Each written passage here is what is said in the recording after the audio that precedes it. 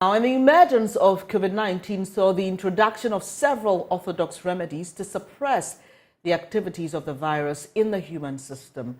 But to find a safe and efficient treatment for the disease, research institutes in 13 African countries, including Ghana, joined forces to embark on an ANTICOV Clinical Trial almost 2 years after the global health researchers at the Kumasi Center for Collaborative Research in Tropical Medicine, KCCR, have concluded studies in Ghana, which contributed the highest recruits for the study on the continent. More details in the following report. The ANTICOV is an open-label randomized comparative adaptive platform trial that tests the efficacy and safety of treatments in 2,000 to 3,000 mild to moderate COVID-19 patients in 13 African countries, including Ghana. The study identified early treatments that can prevent the progression of COVID-19 to severe disease with potentials of limiting transmission. Dr. John Amwesi is the leader for the Global Health and Infectious Diseases Research Group at KCCR. In our country, in many parts of Africa, the majority of COVID cases were mild to moderate. So it was very important to find treatments that would prevent these people from progressing to severe COVID.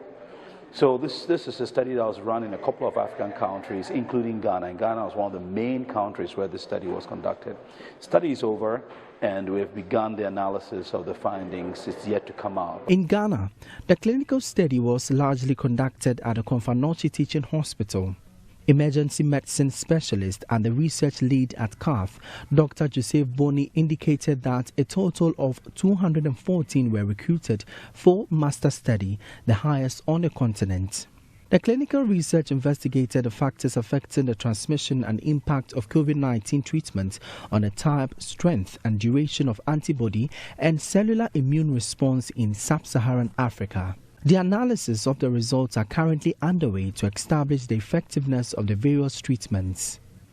Well, the good thing about this kind of study is that it tells you what works and what doesn't work. So through this study, we were able to contribute information to know what doesn't work.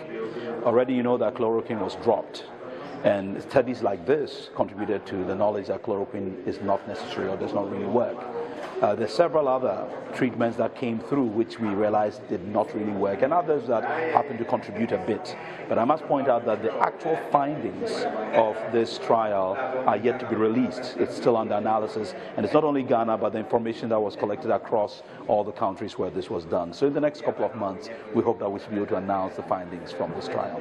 Multiple training sessions related to establishing clinical trial, including site initiation, amendment visit, review training, and protocol training were conducted. Medical Director at CAF, Dr. Kojo Sabing, noted the exercise builds the capacity of medical staff at a hospital.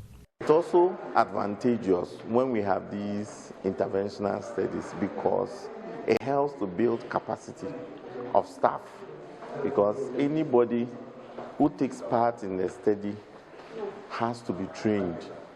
Any research assistant, any doctor, any nurse who is part of the study, you go through training. So it's something that you gain being part of the research team.